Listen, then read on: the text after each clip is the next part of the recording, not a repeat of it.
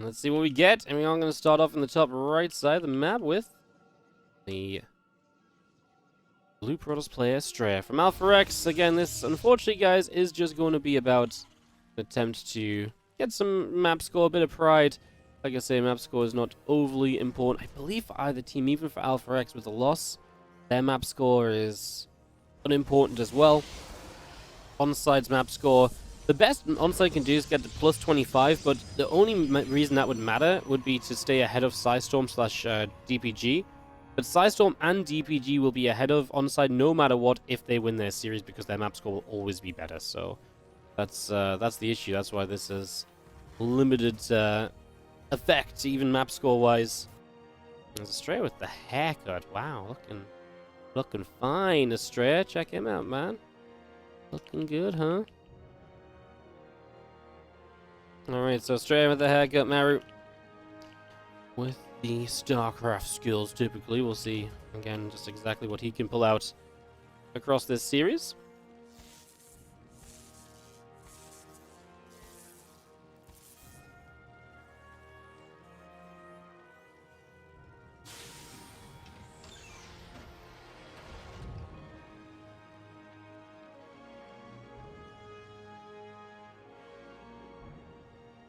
Just getting set up here, just going to be seeing a Cybercore coming in. Nothing too crazy to begin with. We did see Astrea versus Maru actually in the Alimo League, guys. If you watched the Alimo League a couple weeks ago, if you didn't see that, I would suggest checking out the VODs. They'll be on my YouTube channel soon, actually, if you are super interested. So that will be on the YouTube channel probably in the next few days. I think Alimo League is the last thing we're putting up before we go into the uploads from the balance tournament that we ran over the last week or so. So yeah, definitely worth checking out. The VOD is obviously available on Twitch too. They're from about a week ago as well, if you are also interested.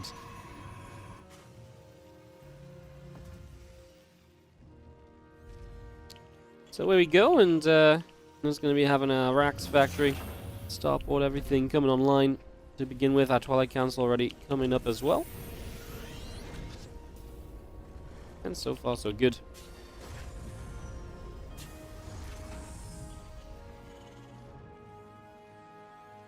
Yeah, nothing too crazy just for the moment here as we get ourselves set up.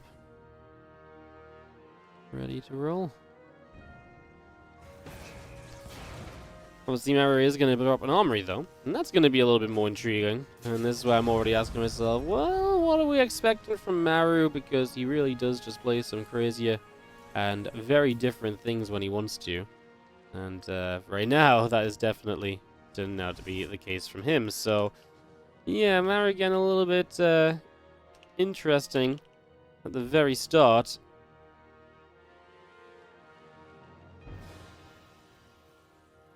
What is the plan, Maru?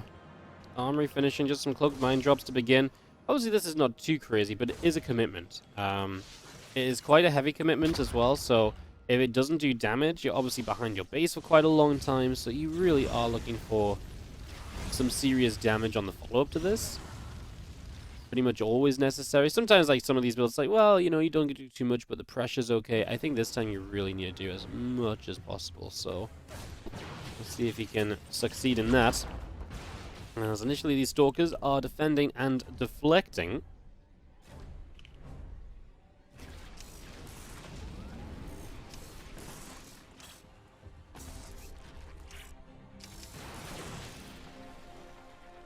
Mines come in. First split is good. Only one probe for the first mine. Obviously, lost mine time is a fact here as well. There is the second mine, and Astrea didn't see it.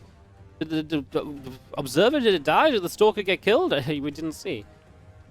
Okay, well. Apparently our observer doesn't want to show us, guys, so I'm sorry, obviously I can't do anything about that.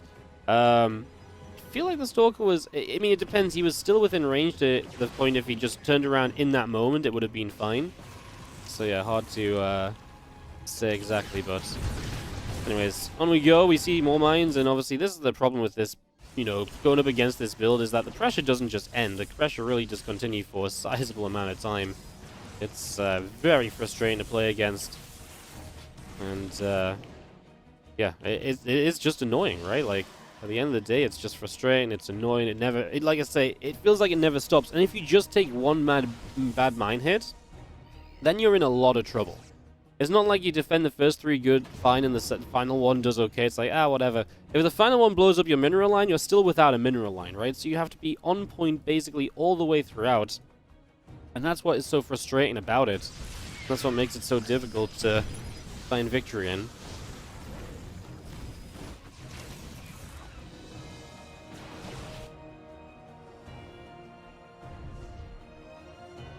Couple probes.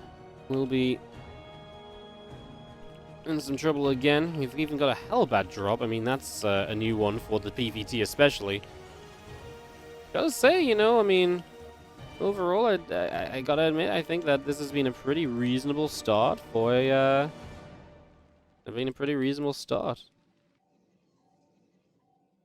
for Astrea, right? I mean, for all the pressure that Maru's applied, this could be much worse, right? Like, we've definitely seen games where way more damage gets done way earlier in the game, etc., etc., so... yeah, I'd say so far, honestly, so good. Nothing too concerning just yet, and he's been able to kind of keep control of the game, and...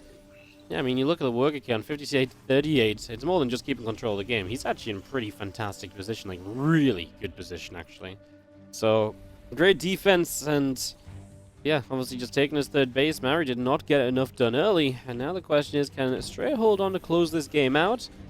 Or is Maru going to do what Maru sometimes just does best of all, which is find a way out of what is otherwise a tricky situation, you know? That's the thing about Maru, right? It's like, he really is able to just do crazy things when you least expect it. I mean, down 20 workers, this should be a game which is very much on Astrea's control. I would imagine Astrea's plan here very much so comes down to the idea of, well, I'm very far ahead in economy right now, so if I'm ahead in economy right now, let's just keep it like that, and basically put myself in a position so that I can, pretty much as soon as possible, yeah, pretty much as soon as possible, just, you know, get a push going to take advantage of this lead which I've been holding, so I'm imagining that's going to be an important part of this. As I guess we continue by for the moment. We are going to see Maru pushing. Well, I guess that's what Maru has on his side, right? One big push, one big all-in before Astrea is set up. If Astrea is caught being too greedy and not prepared against this, you can obviously absolutely find success here and have a good time with it, so let's see what we can get. As we get underway, just going to see the double matrix is good initially, but the problem with the double matrix is then it just fades away, right? And that's it. It's done, right? That was your play with the Raven. So now, that's no longer really a factor. That one feels a little concerning, no? That's going to be seen our...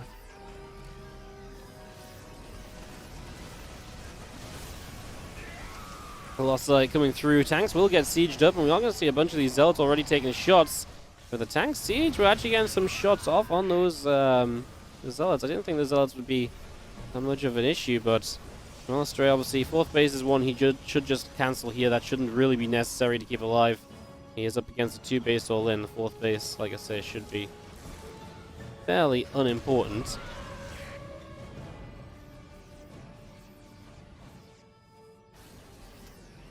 IO set up nicely, man. This Disruptor's going to go down up the ramp, and that's why Maru's going to make a bit of a dive. He's got Widowmines to help him against these forward-running Zealots. New Disruptor gets killed immediately. Can he get enough damage onto the Colossi here? Well, he's going to get rid of the Robo base. There goes any further tech units there. We could evacuate from the natural away from those Zealots. Then the tank still deals some damage. I feel like the Zealots are actually putting in some serious work down. Maru's army supply is dropping because of it. He is going to lose that siege tank, and this is finally going to be a bit more of a cleanup. Astrea is finally starting to push Maru back, but again, that's what's so scary about Maru. You've got to be so on point at every phase of your game, because even when you're in the lead, you're in no way, shape, or form guaranteed to be okay, getting out alive, or anything like that. You know, he will find a push, he will find the best possible opportunity to put himself into winning position, right? So...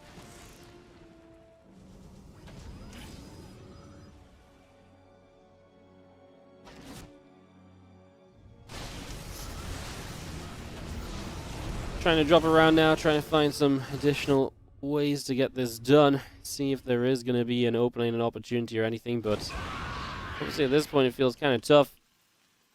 Feels kind of unlikely. The supplies obviously have dropped a lot in the last few moments, so...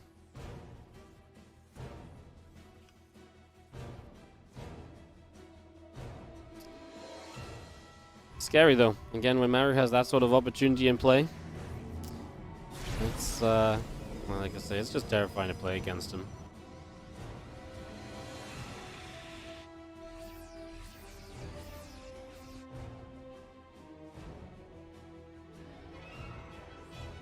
Well, I was going to see Maru trying to still drop. He's still not going to give this up. Like I say, Maru is absolutely going to fight until the bitter end. You know that's just how Maru plays it, so... He will not give up until he truly believes every opportunity has been exhausted to potentially still find a victory. But unfortunately, as he moves out, he is going to get countered, so he's going to lose the third base he was trying to build into. So that's obviously going to be a bad start. Can his counterattack do enough? He's going to kill a base of Astrea, but he's obviously still going to be kind of down a base. Astrea's got another one building off over to the side, so I really don't feel like that should be an immediate problem or anything. Just going to see our Bio moving up here and getting straight away into position, more or less.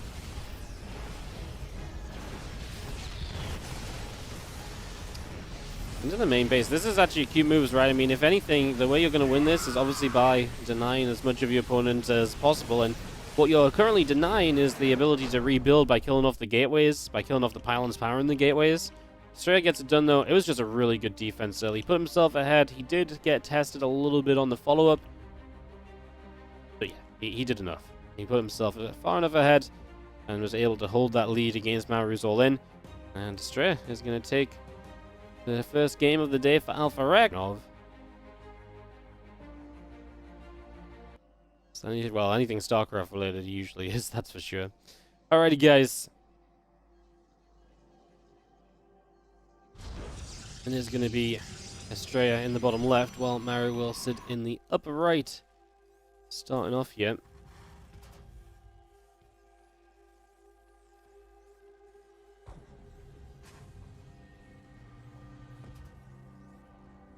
Game number 2, final match of our first series today. Remember, we've got 3 best of 7s for you guys today, though, so loads and loads of StarCraft action coming up. Gonna be a lot of fun. There's that SCV of Maru. Wanders out over to the left. Try and see what will happen.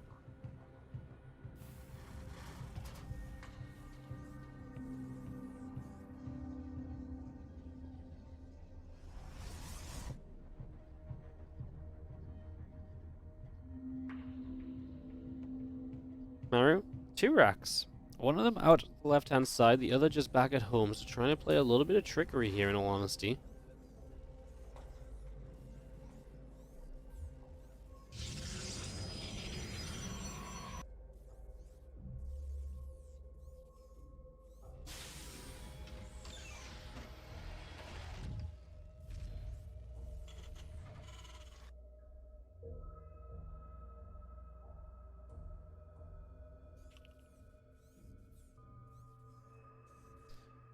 Just coming up the sides and into position, see what we could perhaps set up to do. Early in this game, obviously, there's 2 Reapers off the double racks. That is pretty much what you always expect to see in this scenario.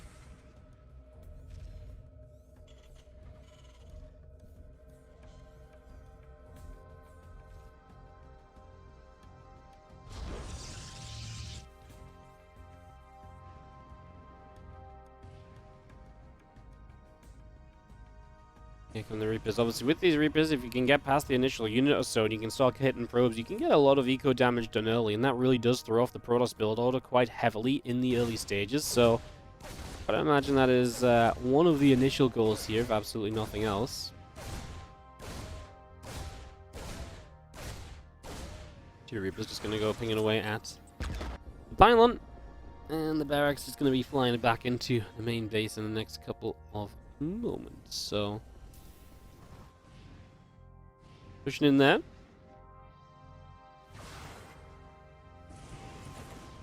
And here we go. There's a battery here, though. With the battery up, it's going to be difficult for these Reapers to really achieve anything. So again, going to be a good defense early, it feels like.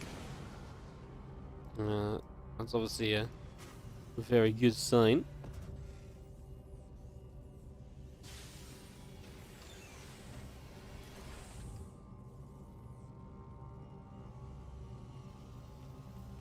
So far, so good as we get set up. We're having our game then continuing. Obviously, this time Maru not as committed in the early game. So the second Rax it's an investment, but it's not like it was last game where not dealing damage really put him into a very rough spot. You can see Astrea's only, well, 7 workers ahead is nice, but it's also pretty typical for Protoss army at this point in time. So I wouldn't say that that is particularly too outrageous or anything. The probes going down, our Marines coming through.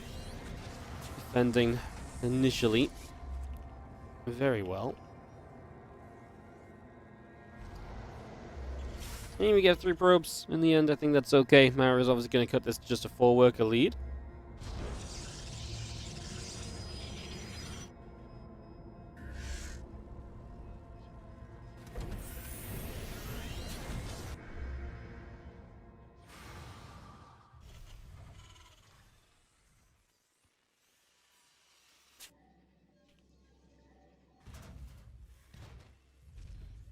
Stalkers blink, continuing up for the moment.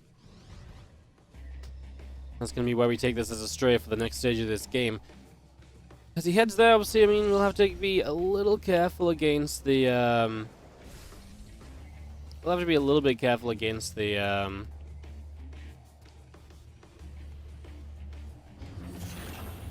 first push of Maru, right? As he gets this stim up, etc., and he starts to be aggressive.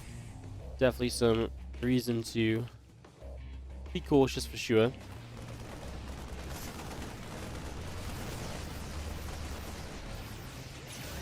May as well load up into the medevacs and just going to be making a little bit of a push. There we go with these Marines. Actually going to try and intercept these Stalkers with the stim involved. We will be able to chase down a little bit. Obviously, Blink not done yet. Few seconds about to come through. We are just going to get 1 Stalker. Now the Stalkers otherwise will be able to blink back, and I don't think we should be able to do too much else.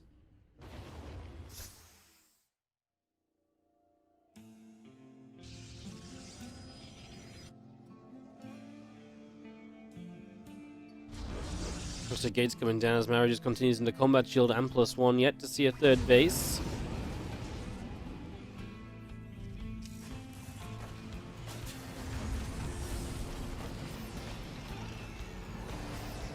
Marines end up coming back. Obviously, with the blink up, it's hard to do too much else. So Maru just going to get into defense and obviously see if we can defend with the Marines and tanks against this incoming Blink Stalker force. I mean, he's not super committed from Astrea. He's going more gates, +1, and charge. Marines coming through. The Stalkers get edged out over the right-hand side.